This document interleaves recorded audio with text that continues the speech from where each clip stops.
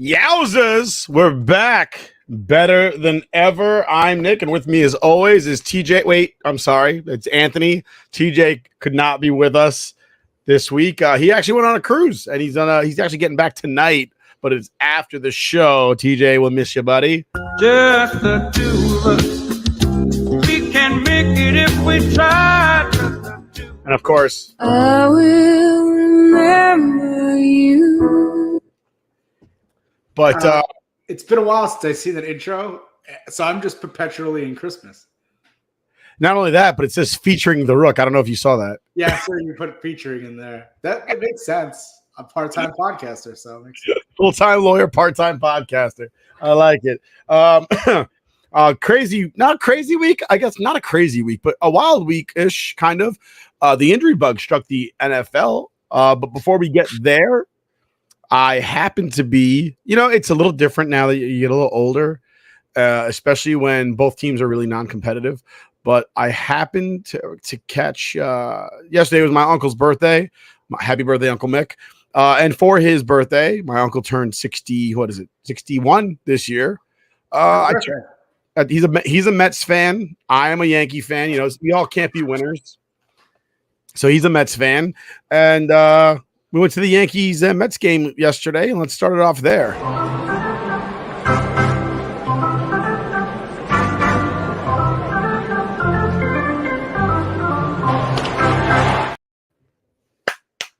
Nice. You were at the game?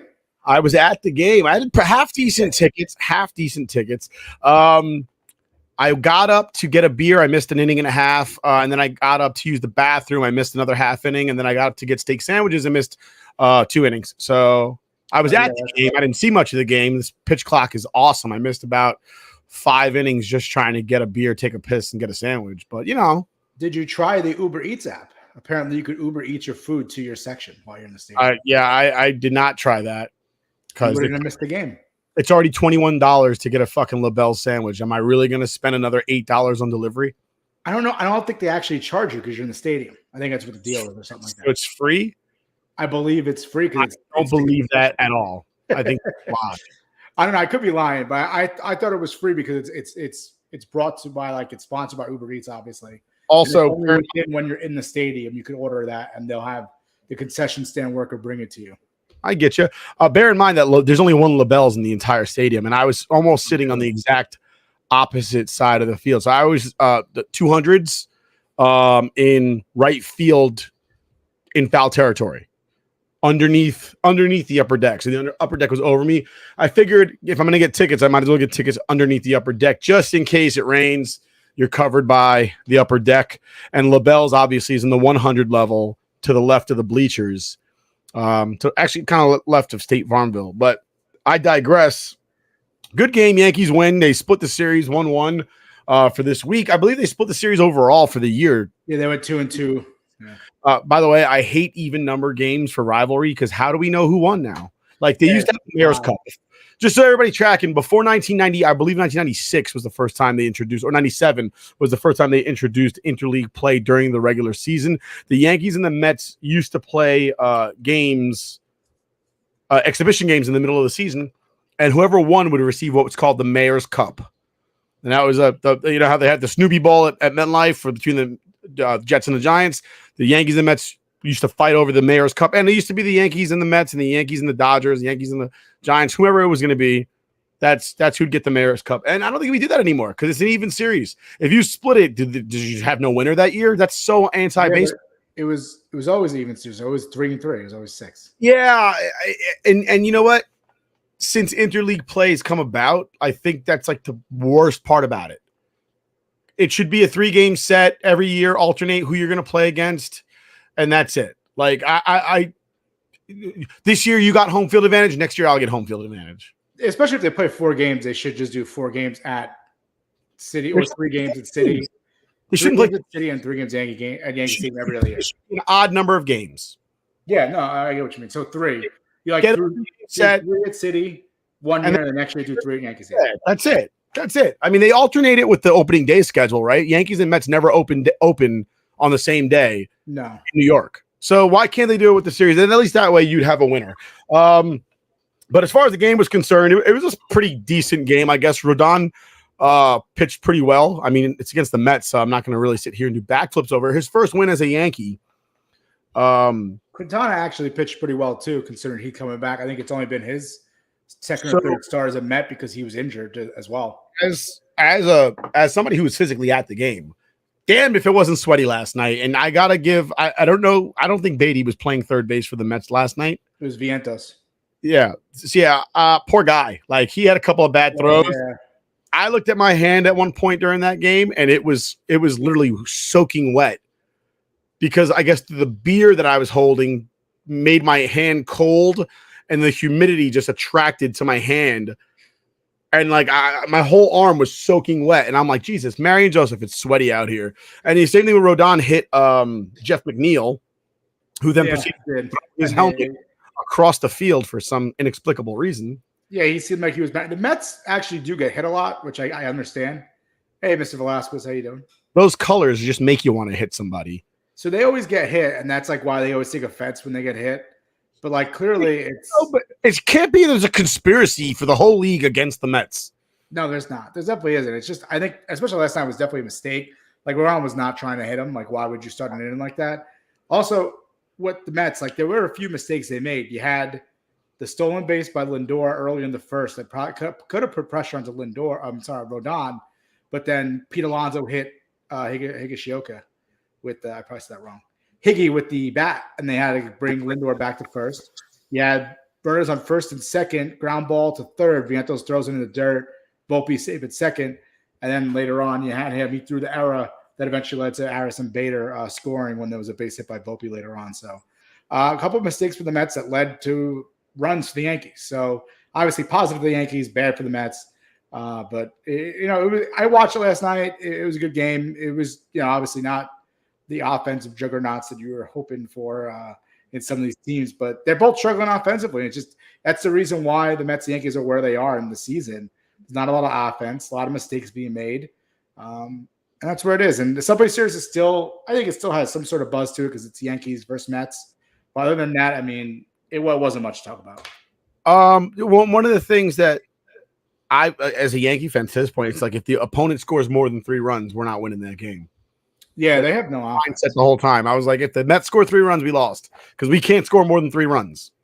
No, they can't. It's the bad part of it. It's just boring baseball when you watch it. I watch Yankees. Obviously, we're both Yankee fans, so we watch Yankees more than we watch the Mets. But it's just boring baseball. I mean, it's a grind to get 3 runs for the Yankees lately. Well, it's because of 3 true outcome, and I beat that horse to death.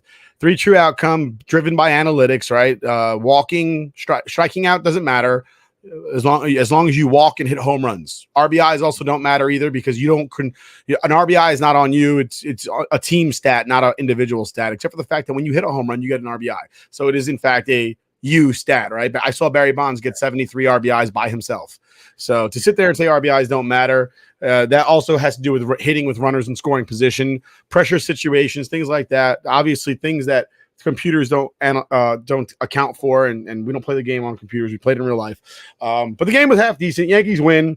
Always good to go to the game with. I took my uncle, who's a Met fan, and my dad's friend Terry. He helped me change my water heater a couple months back when I had a big flood in my basement.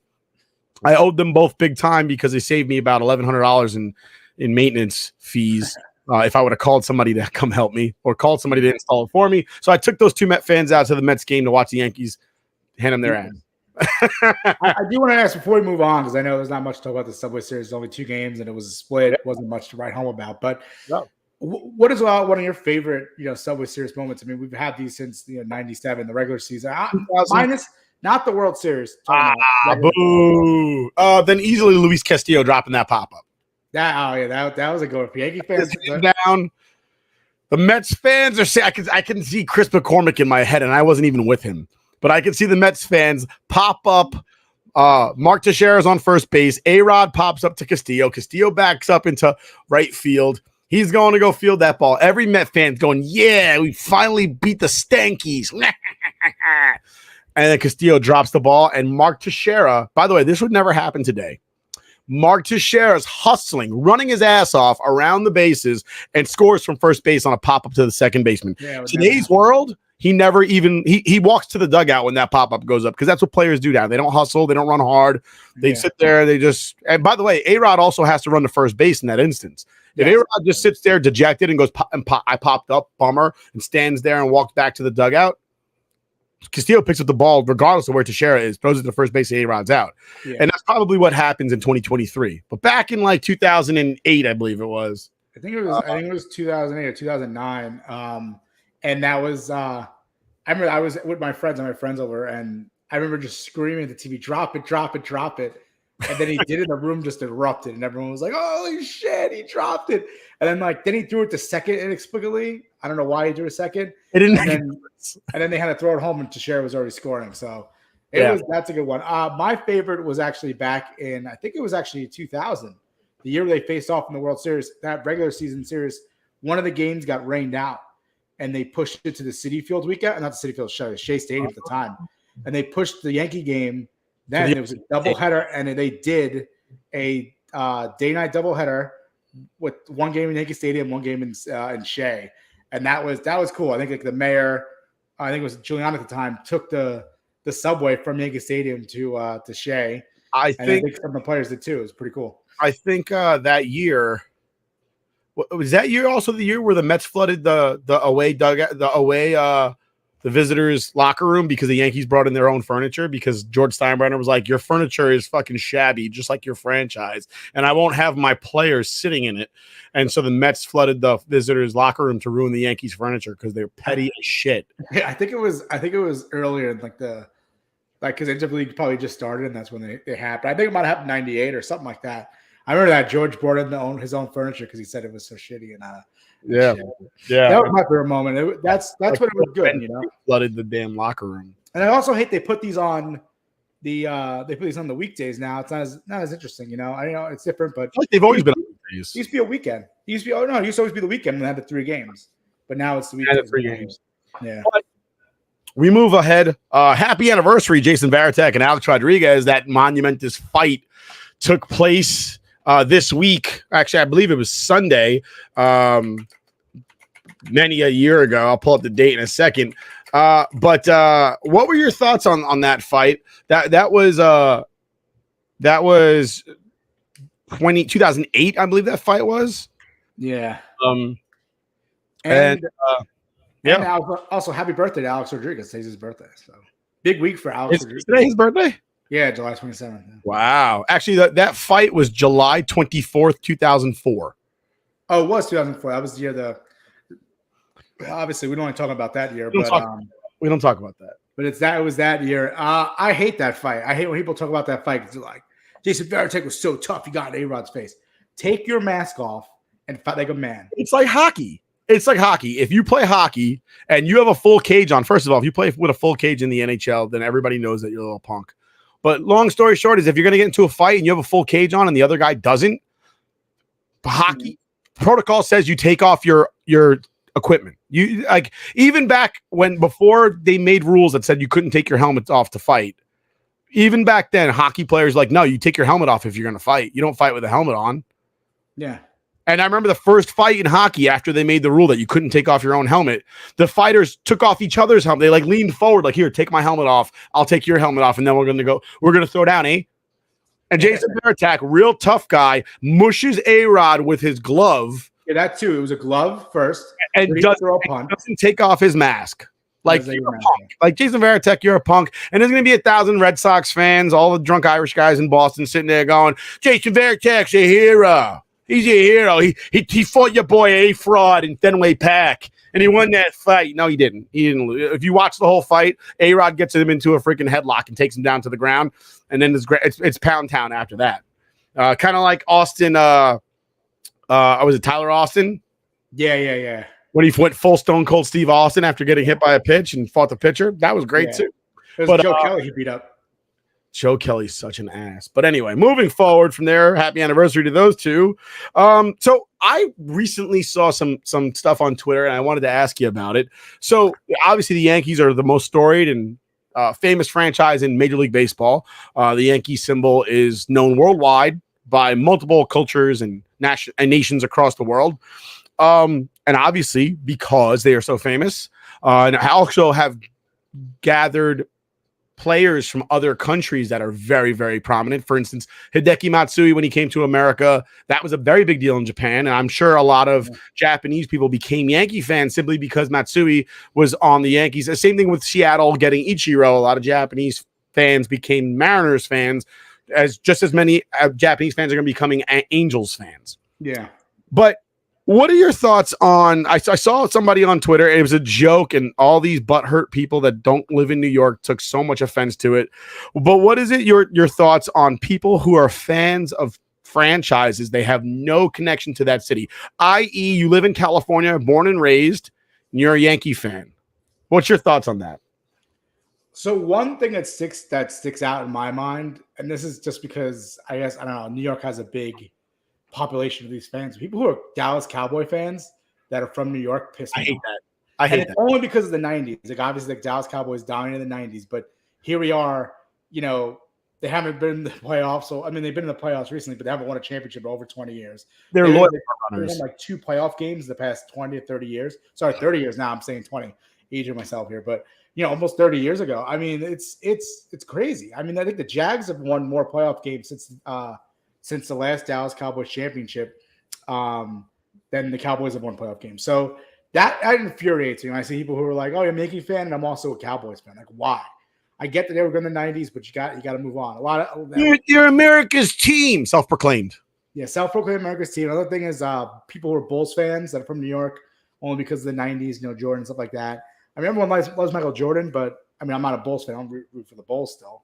You know, you love Michael Jordan, but not the Bulls. I think it pisses me off. I think if there's some connection to the city, I guess, like if you're like, my dad was originally from New York, I moved out to California, that's okay. If you're like in the middle of, you know, bumfuck, you know, America and like somebody's related to you that used to be a Yankee fan or something like that, all right, I get it. But when there's just absolutely no connection, I infuriates me. That makes me. I don't get mad about it. I think it's just weird. I think it's extremely strange. I'm a Yankee fan because I'm from New York. It says New York on their jersey. They represent my city, and I never want my city to be represented or misrepresented. I don't want my city to be like, you know, you make that franchise makes your city look like bums. You know, that's the Jets for the last 10 years. So that's my mindset. That's why when people go, the Jets don't even play in New York. Yeah, they represent New York. Does your team stop being from your city when they go and play on the road?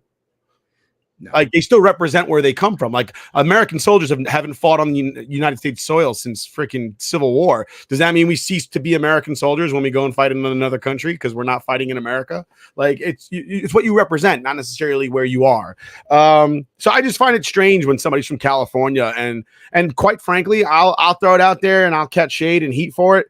If you're a fan of a team that's traditionally known for winning and you live in a town that's 1,000,000 miles away from there, you're a front runner. Yeah, I don't care if they haven't won. Like, the Yankees haven't won since 2009. You only like the Yankees because you heard they won World Series, or because you thought Derek Jeter was cute, or he was the best player. Oh, he was my favorite. My friend Mike is a Dolphins fan.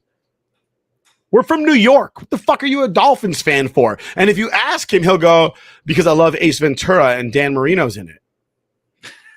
Are you kidding me right now? That's another thing too. I think a lot of fans are from New York. Not if they're not like a New York Giant fan or a New York Jets fan. A lot of people are Dolphins fans and Cowboys fans. Bizarre. And it's weird. I get the Dolphins because once again, the Dolphins were really good in the 70s and 80s. But if you're an older crowd, I guess you might want to cheer for them when the Giants and Jets weren't really winning.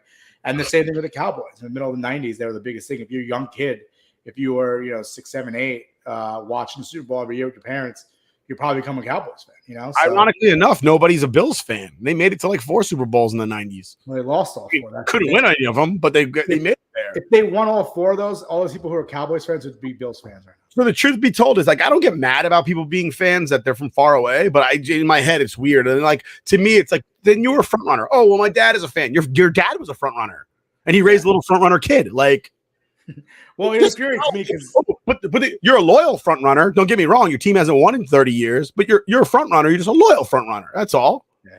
Well, it infuriates me because I'm a Giants fan, so you see a lot of Cowboys fans in New York, and you're like, this fucking Yeah, I mean, I'm a Jets fan. You see a lot of Dolphins. Like one of my best friends is a Dolphins fan because of freaking Ace Ventura: Pet Detective.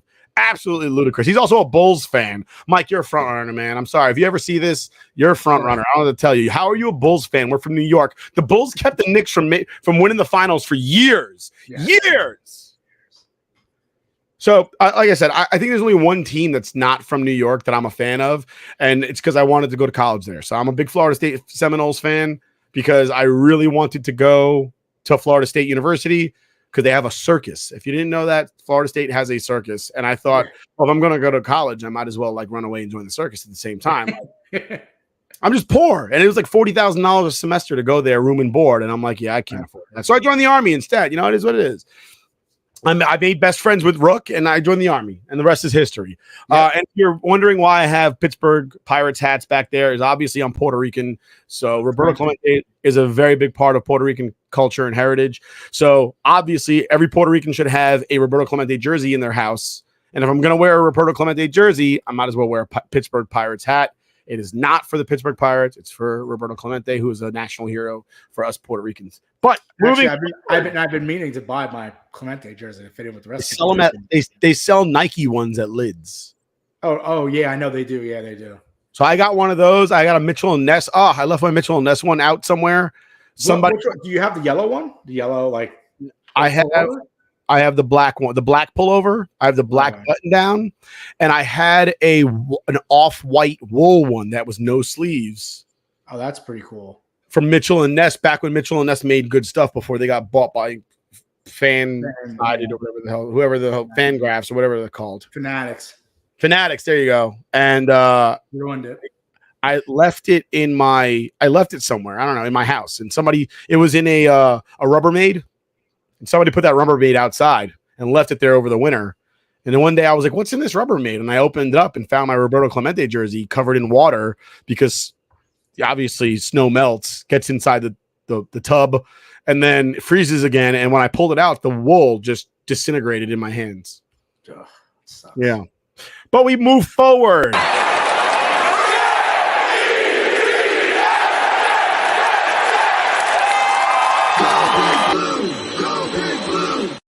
It's been a busy week in the NFL.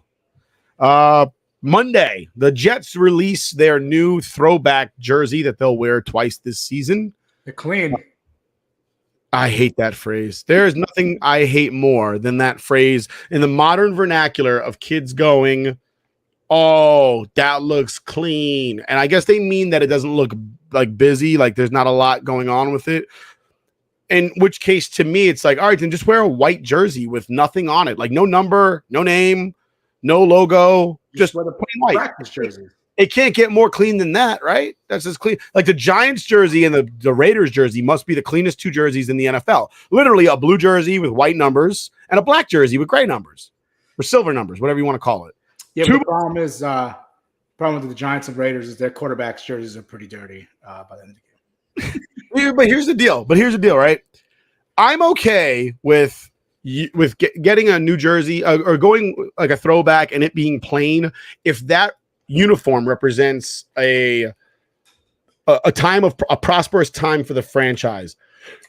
When you're putting on like an old jersey that you wore during a time where you still didn't friggin' win, like to me that means nothing at all. Like the Jets decided to pay homage to the New York Sack Exchange, like the old school 80s jerseys.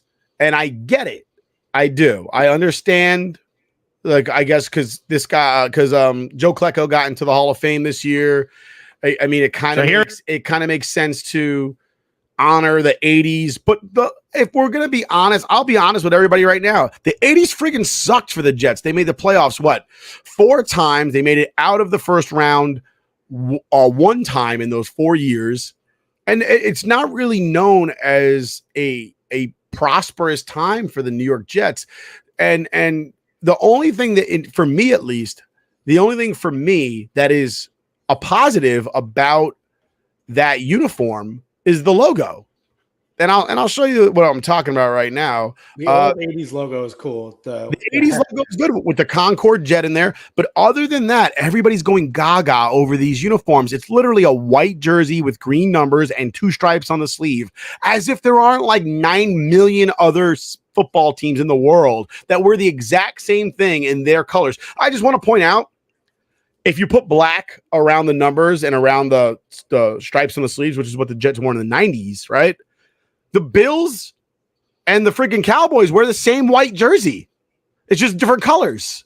Yeah. The And Eagles, the Niners the 90s too. were the same thing. The Niners were the same thing, except it's 3 stripes instead of 2. But it used to be 2 stripes for the Niners. And the Eagles, that looks like an Eagles 90s jersey too, if there was like a little black in The only there. difference is the Eagles jersey in the 90s used to have an eagle on the sleeve.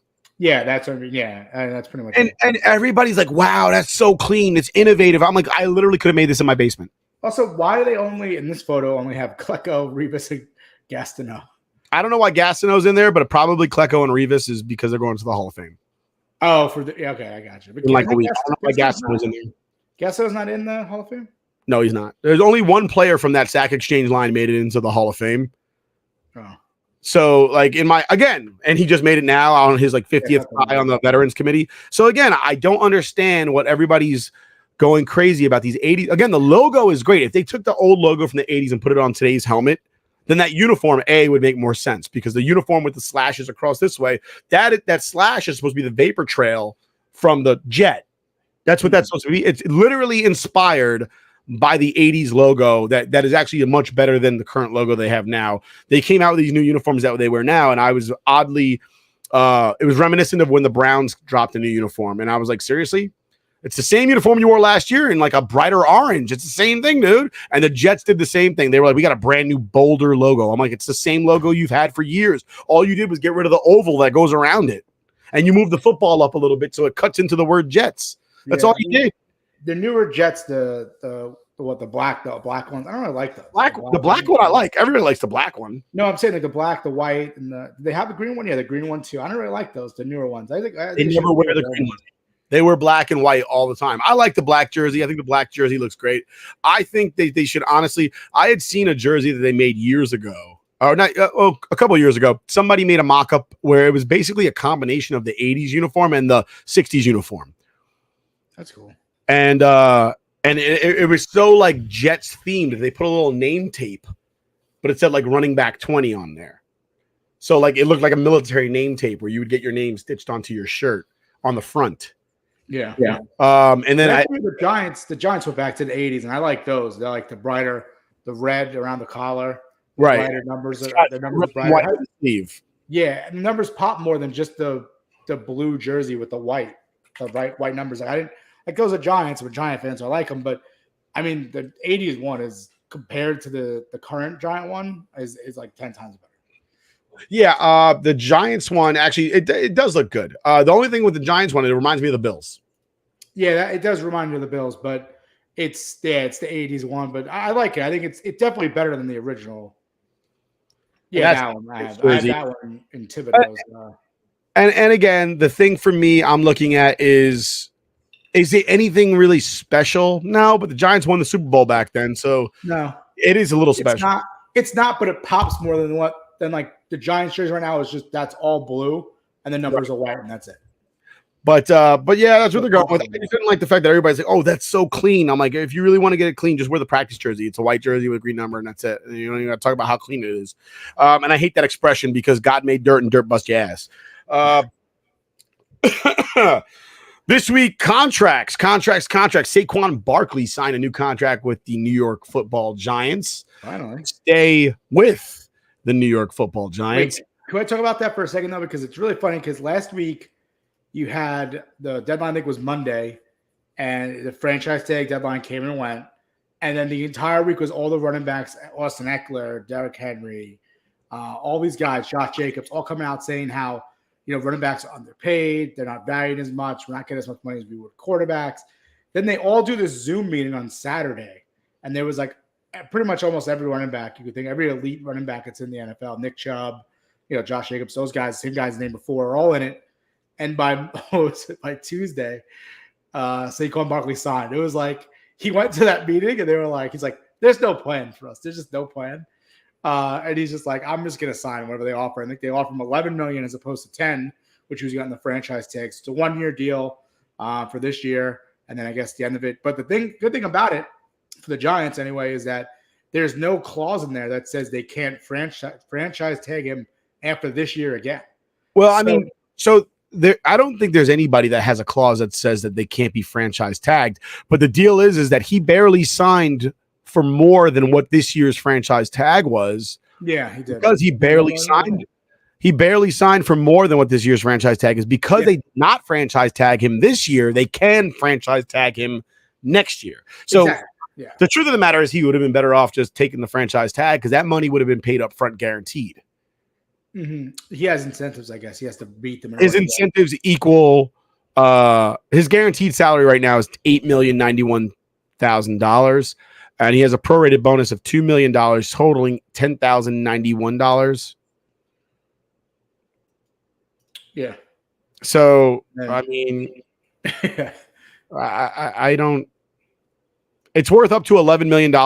So he fought real hard to make an additional $800,000 that's not guaranteed. Where if he would have gotten the franchise tag, he would have gotten $10 million guaranteed. So right now his contract is 11 up to $11 million. If he gets injured, it's less than that.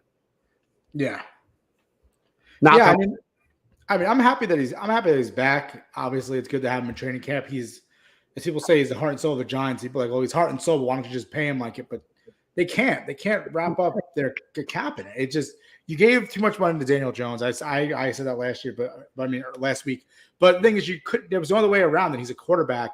He touches the ball every single play. I know he's Daniel Jones. I know he's not the most amazing quarterback ever, but I mean, it's still a quarterback position. That's what he's going to get. I mean, even if he was a free agent, they released him, or they didn't franchise tag him, and they may come with a deal. He may have gotten that somewhere else. So I mean, it is what it is, and that's just a quarterback position. They get paid that much. Granted, his is not completely guaranteed. Was the $40 million a year or whatever it was that he got. But I mean, it sucks. Saquon kind of got screwed after that Daniel Jones contract, but I'm glad he's back. Another big move the Giants made was they extended Andrew Thomas 5 more years, which is good. They keep him happy, keep him here in the Big Blue for another 5 years, and he's a very big part of that line. And you got to hope seeing that money come to Andrew Thomas will keep Evan Neal, working hard, seeing how the Giants take care of their own. They take care of their draft picks, and if you do a good job, you can make a pretty good payday at the end of it. Absolutely. Talking about quarterback contracts, Aaron Rodgers of the New York Jets takes a historic pay cut. Aaron Rodgers, and you know what? Packers Nation, I'm sorry, guys. I love you. I really love you because my buddies live out there in Cheeseland. Your beat, though. Your beat is awful. Whoever your reporters are and honestly, a lot of them are not reporters. They're podcasters like we are that have a large following in Wisconsin. Far more successful than we are, but that's okay. We're getting there. We'll get there. All right. Especially with fantasy sports, we'll get there. But point being is that you all told us that we were going to it'll be a 1-year rental. And Aaron Rodgers was going to quit on us, and he wasn't going to show up to OTAs, and he wasn't going to mentor a young quarterback like Zach Wilson, and he wasn't going to get along with young receivers like Garrett Wilson and the other young receivers that we have on the franchise. And you told us that it was going to cost us $70 million and such, and yada, yada, yada, whoop-de-whoop. And you told us that he was the worst thing ever. It was like getting the clap on your birthday. Aaron Rodgers agrees to a historic, depending on how you speak English, pay cut. $35 million is cut out of his salary. Previously, he was scheduled to make $110 million guaranteed, and he restructured, and he's actually losing $35 million. The remainder of that $75 million guaranteed contract will be spread over 5 seasons. So he actually now has a 5-year contract with the New York Jets. Whether or not he decides to play those 5 years is a completely different story. He can play 2 years, up to 3 years, and then just decide to just retire at that point and still collect the rest. But Aaron Rodgers really putting it all on the line for the New York Jets to try to put them in a position to pursue other free agents and really make a big push for a potential Super Bowl win over the course of the next 2 seasons. What are your thoughts on that, Rook? Well, Dalvin Cook was coming in to visit with the Jets, so I think that has something to do with it. I'm hoping. I'm not a Jets fan, but I'm hoping for your guys' sake that you get Dalvin Cook in there. I know everyone likes Breece Hall and all that, but I think if you bring out Dalvin Cook in, have a better running back room. Listen, on that team, pays off. With Breece, I love Breece Hall. He's coming off of serious injury. Serious injury, though. Yeah. I'm not by any stretch of the imagination saying that he cannot rebound and return to his former glory. I'm not saying that by any stretch of the imagination. Yeah. I will say, though, that it doesn't hurt to have somebody reliable to share the workload with. Nobody ever struggled because they had too many good running backs. No. Now, you may not like the fact that you have to share, but at the end of your career, if you it may come later rather than sooner because you had to share. Yeah. You know? But also, like I said, he's coming up with a real serious injury. You don't know if he's going to be back. I mean, he's back, but who knows if he's going to be up to that point yet of playing at a full, 100% with the injury coming back this year. The question, I guess, becomes you have a very full backfield at that point, and who gets the axe? And quite frankly, looking at the Jets right now, they have Breece Hall who was on his way to being offensive rookie of the year before he got injured. Yeah, he's very good. And they have Michael Carter. I'll say Michael Carter's still there. Yeah. They have Bam Knight, who had a very good season. Now, here's the deal with Michael Carter. Michael Carter, and I believe so. Michael Carter, they had a very bad year last season, and I'll call a spade a spade. He had a bad year last season, and not anything really to blow any wind up your skirt. Just a overall not a good year. 114 carries, 402 yards, 3.5 yards per carry, 3 touchdowns, and 41 receptions for 288 yards. It's nothing that you're going to sit there and go, wow, that really blew me away. He's 5'8", 201 pounds, and you see that, and you go, all right, what else do I have? You got Bam Knight, who's 5'10", 209 pounds. They sound like they're the same freaking player, except Bam Knight's 2 inches taller. Oh, yeah. And Bam Knight honestly has a little bit more bang when he hits that hole. The other issue being is they also have Israel Abanikanda, who they just drafted this season. And you got to look at his stats and who he is as a runner. He's 5'11", 215. So you kind of got 3 running backs that are the same guy. As far as their size is concerned, not necessarily their skill, but for sure their size. All right. Mm-hmm. You want to look at somebody like Dalvin Cook because Breece is a little bit bigger than everybody else. But if you want to look at somebody like Dalvin Cook is 5'10", 210. So all 3 of those guys are the same size roughly as Dalvin Cook, who now replaces all 3 of them on the depth chart because he is the same tool as they are. Bam Knight's a little bit more of a bruiser than the other 2. Yeah. But he's arguably the same tool, all right, as they are. And then you have Breece, who's a little bit bigger than everybody else. He might be a little bit faster, but he's a little bit bigger. Breece is 6'1", 220. So he's got a couple of inches, 3 inches, and about 10 pounds on everybody else. So Breece does it all. He catches, he runs, he's big, he hits.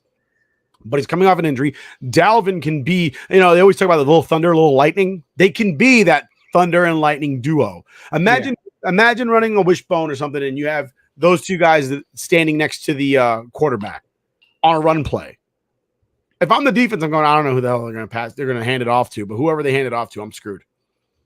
Yeah, I mean, that would be a really good formation with those 2 guys there. And you got to think Dalvin Cook's proven, he's a proven, at this point in the league, proven running back that could get the job done. And he was good with the Vikings last few years. It's surprised obviously they didn't want to make any deal with him because nobody wants to make a deal with a running back right now. So right, it's wild is just shout out to my boy Joey Rocket Jaw at Jets AGNB all gas no break. He first one to break the Dalvin Cook news. He's been saying for about a week and a half the Jets are going to sign Dalvin Cook, and he's not saying it with like a wishful thing. He's like, guys, give it like a week and change. the Jets are going to tell you that he's coming in for a visit. And he'll be in for a visit on Sunday. And now all of a sudden the Tom Pelisseros of the world are like, he's going to, take a physical and sign. Joey's been saying that with confidence. He knows somebody in the Jets front office, and he's been saying it with confidence for about a week that the Jets are going to sign Dalvin Cook. And he's just like, dude, they're $1 million off. That's all there are. There's $1 million difference, and now they've restructured. That $1 million just showed up. Yeah. And shout out to Joey. He's one of those Jets Twitter guys that he comes out and says stuff, and sometimes it sounds crazy, but sometimes he's coming out and he's saying the truth. That I don't know how he knows people. God bless him, he does.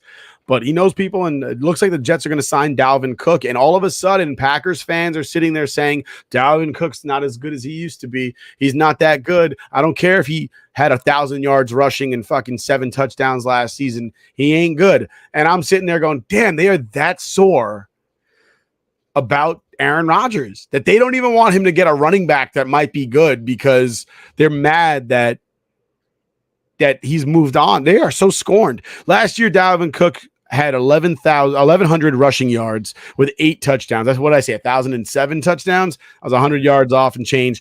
Also, just want to point out, being a huge Florida State fan, I love seeing Seminoles on in the green and white. You got Hamza Nasruddin. I'm hoping that he shows some promise this season, gets off the practice squad, gets into some games, and develops into that linebacker position he's been learning for the last 2 years. You also got Jermaine Johnson, who has switched to number 11 with the departure of Denzel Mims. And he's looking really good this preseason as well. Denzel Mims getting traded to the Detroit Lions for a 6th round pick. Decides to get to the Lions and start talking trash about how it's a better environment and it's more positive and all this other stuff. And in my mind, I'm just thinking to myself, only for you, man.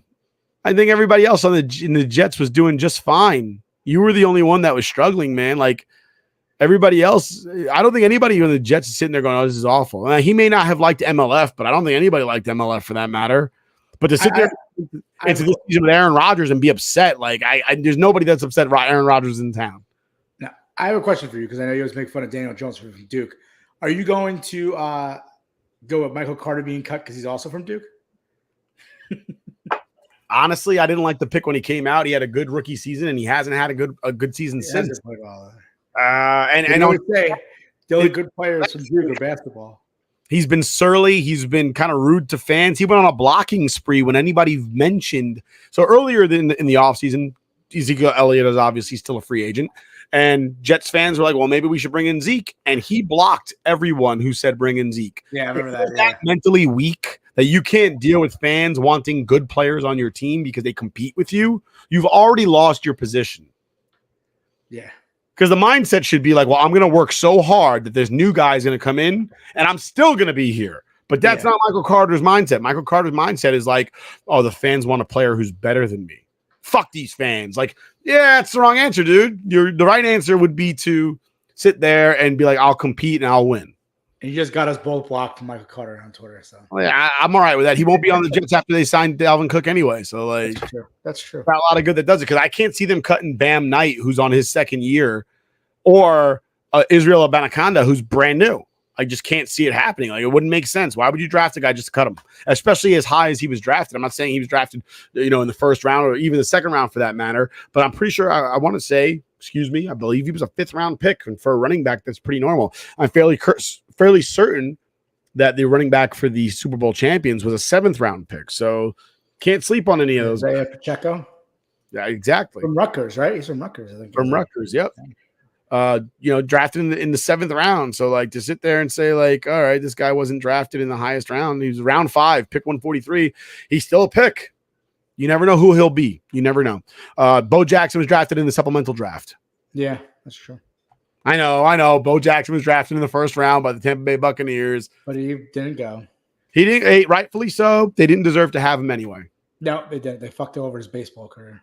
Not his base, they fucked over his college football career because they made him bowl ineligible that year because they broke NCAA rules and he couldn't play in the bowl game and Auburn lost. Yeah, and then they couldn't play college baseball senior year. That's why he was off too. Right. Oh no, he could play college baseball. He just couldn't play football. No, I don't think he did. I think they actually because they made him ineligible for all of it. he was drafted and he played he played in MLB that season. Well, not MLB, he played in the minors that season. Yeah, but I'm saying for college, he wanted to play a senior. I'm fairly certain if you play professional sports in one sport, that doesn't negate you from playing in college. I'm pretty positive he missed off. I remember watching a documentary and he was mad about. That was one of the reasons why he was mad. No, I mean they didn't want him playing baseball at all. But yeah, I digress. Moving forward, Jordan Addison not arrested, but got a speeding ticket for driving 140 miles per hour in a 55 mile an hour zone. Comes out and says that the reason he was speeding is because he had a dog emergency and he was taking his dog to the vet. And that's why he decided to drive 140 miles per hour in a 55. Now, I am a dog lover. If anybody follows me on Twitter, you will see 1,000 likes from me with puppies. I love dogs. I love dogs. Puppies? Huh? Love puppies? Not WWE puppies. But I love puppies. And 1,000 likes from me for puppies and otters. I love otters. Firefoxes. I love a firefox or a red panda, whatever you want to call them. Yeah. They're the greatest. All right. I don't like spiders. All right. Don't send me spiders. I'm not a fan of snakes either. So I understand. I'm a dog lover. I am. But I wonder if this young man realizes that driving 140 miles an hour, not only would his dog have died, he would have killed whoever he hit and himself as well.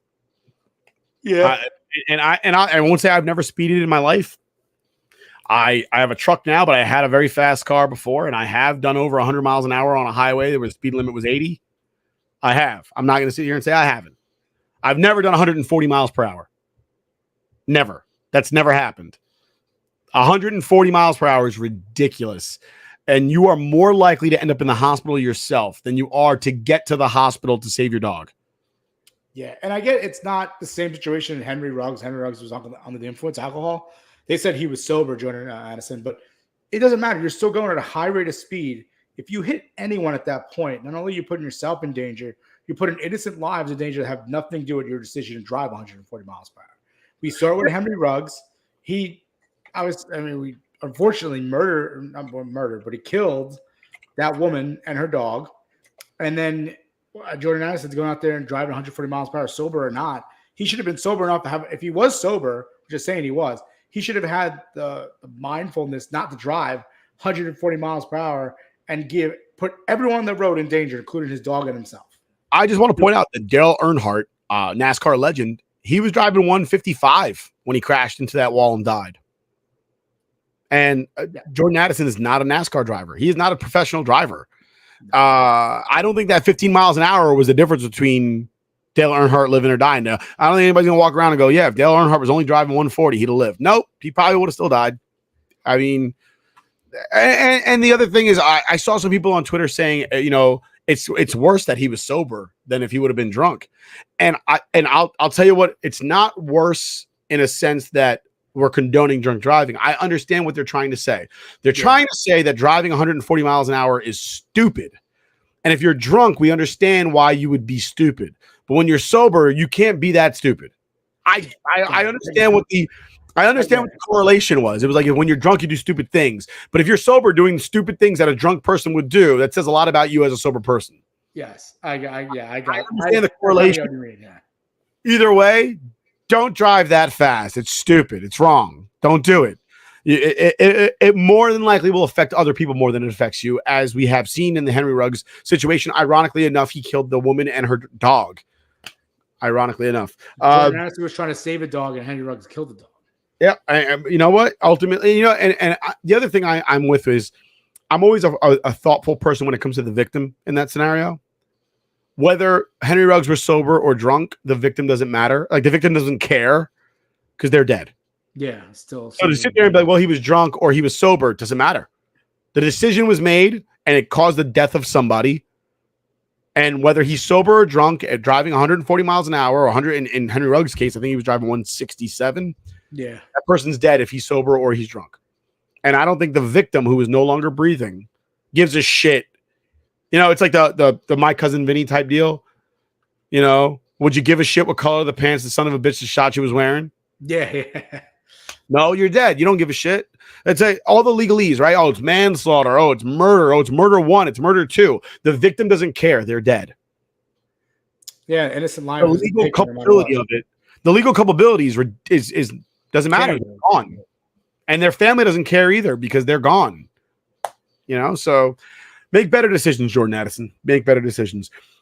A lot of injuries in practice. All teams reported for practice. I think the Giants reported yesterday for their first practice of the summer. Nobody cared in the long run of things for the Giants showing up to their first. Not true. Their first practice of the training camp. Jets have been at training camp for about a week because they play the Hall of Fame game against the Doodoo Browns.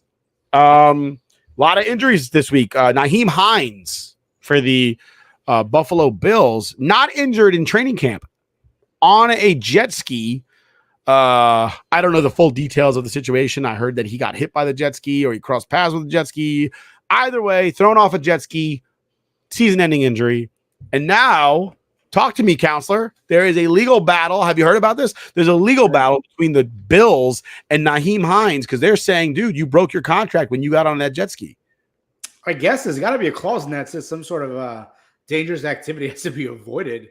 I mean, it's definitely dangerous to go to jet ski driving around. There's just a bunch of people around you. Other jet skis are coming in and out of you. But I guess there is a clause in the contract. I didn't read this yet, but I'm assuming they put some sort of clause in the contract that has some sort of, if you get injured not playing football, an inherently dangerous activity, then maybe we cancel your contract, not pay out. So I'll tell you, here's my problem with the situation, right? He's scheduled to make $2.56 million this season. His injury, obviously season ending, was caused as he was sitting stationary on a jet ski. So he wasn't moving. And here's my problem, right? You got picks? No? Then you got nothing. Because the truth of the matter is my dad, who's watching this show, when he was a young Marine, decided to go jet skiing and playing chicken with his fellow Marines because that's what young people do. He got thrown off the jet ski because they turned at the last minute, got thrown off of it. When you're moving at a high speed on a jet ski and you fly across a body of water, it's like hitting concrete. And he tore his knee to pieces. All right? So Nyheim Hines saying, oh, yeah, I was sitting on a jet ski minding my damn business and somebody hit me with a jet ski. That's a little wild for me to believe. I don't know. Especially if there's no blood and your leg didn't break in half because a 100-pound piece of plastic and metal hit you. I have a hard time reading that and believing it. But the Bills are open to paying his practice squad a minimum of $289,000 instead of the $500,000 he would have received with his signing bonus. But they're saying that he violated the terms of his contract by getting on the jet ski, and they're in a contract dispute right now about it. And I guess it'll go to an arbitrator. And arbitrator or arbiter? Talk to me. Arbitrator. You could say arbiter. You could say arbitrator. It's the same. It's like tomato. I like arbiter better. But we'll keep track of it. I'll look it up, and maybe next week we'll talk about it a little more. But we'll talk about that week of whether it's going to occur. But it depends if whether or not they're able to avoid the contract due to what because of breach of a contract, or I guess I don't know. I'll look more into the contract, but they could void it. Maybe call them some sort of breach of contract issue and then avoid payment for him. CJ Gardner-Johnson seems like he had a season-ending injury as well. Actually, no, I take it back. CJ Gardner-Johnson did not have a season-ending injury. I believe he's day-to-day. It looked pretty bad when it happened. Non-contact injuries are up in the NFL. It looked pretty bad, but I believe he's day-to-day. Kadarius Toney also day-to-day with injuries. Color me shocked. All right, easy there. Don't celebrate the injury, okay? I'm not celebrating it, but he's always injured. He got injured when he first got traded to the Kansas City Chiefs. Granted, he played in the Super Bowl and he helped them that punt return, but he gets hurt a lot. One of the reasons why the Giants got rid of him. Jalen Ramsey went down today, carted off the field in Dolphins practice, and then he had a tweet thereafter. It did not sound good for Dolphins fans. I don't know if I can call it a tweet anymore now that it's been rebranded as X, but Jalen Ramsey, his last tweet kind of did sound It says, I'll be back on the field stronger than ever in due time.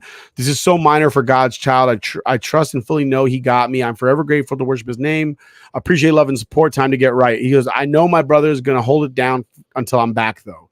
So that sounds like he's missing time. I forgot he was in Miami. So yep, traded to Miami. It sounds like he's missing time. Former Florida State Seminole. I'm sorry to hear him get injured. And also sorry to hear him get injured because I don't want any excuses from Dolphins fans when the Jets whoop that ass. Also, Joe Burrow got hurt today. Non-contact injury. Slight calf strain. Calf strain. Yeah, nothing like because it was non-contact. So when that happens, you kind of get worried is it Achilles or ACL. I knew it wasn't an Achilles. Listen, guys, I am not a doctor by any stretch of the imagination. All right, but when somebody gets an Achilles injury, based on what I've heard from multiple players that have gotten the injury, they always fall down and they always look behind them. And I could show you like videos. Everybody that tears an Achilles, Marcus May, I can't remember somebody else off the top of my head right now. Another safety, I believe, tore his Achilles. They always say it feels like somebody kicked them in the back of the leg. And they always grab their leg, fall to the ground, and look behind them to see who kicked them. Yeah. It's not funny because the poor guys got injured, but it is kind of funny that they're like, who kicked me just now? But nobody kicked them. There's nobody there. They're by themselves, and they always grab their leg and turn around and go, what the hell? Who just kicked me?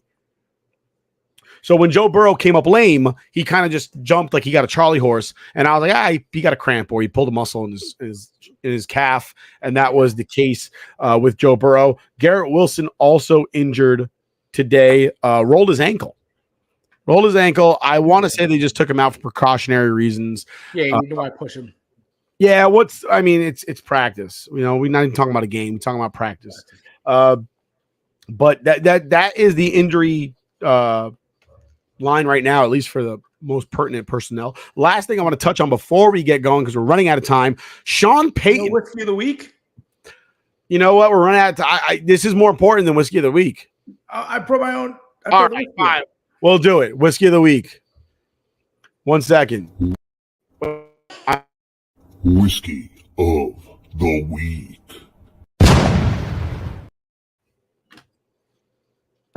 Go. Fast. Basil Hayden, cast finish, red wine. It's very sweet. I got this on Father's Day. My wife's cousin brought it to Father's Day. Little to say, I enjoyed it a little too much of it. I don't remember the end of Father's Day. So it's very good, very sweet, has a great taste, very smooth. Basil Hayden. Don't get any type of Basil Hayden that's not with the red wine cast finish. They're not that good. But Basil Hayden red wine cast finish, smooth, sweet, great taste. Go, Nick. You're up. I believe it's sure. I'm pretty sure it's Basil Hayden, but whatever. Driving forward, I'm drinking Johnny Walker's Swing, which is a blended Scotch whiskey. It doesn't taste like Johnny Walker too much. It's okay. It's not the greatest thing in the world. It's kind of got like a harsh finish. The thing that's cool about it is the bottle actually rocks back and forth because it's kind of this weird shape. So if you put it on a table and you tap it, it kind of swings back and forth. It's a cute little thing. Johnny Walker, I like a blended Scotch whiskey from time to time. I also drink a lot of single malts. This is pretty solid, though. It's not terrible, but it is overpriced. This is actually a pretty good price point too for a good bourbon. I think it's about $45 a bottle. I think it's a solid price for a pretty good product. I don't remember how much the Swing costs. I think you're paying for the bottle, honestly. Yeah, that is pretty cool. I remember I used to have it.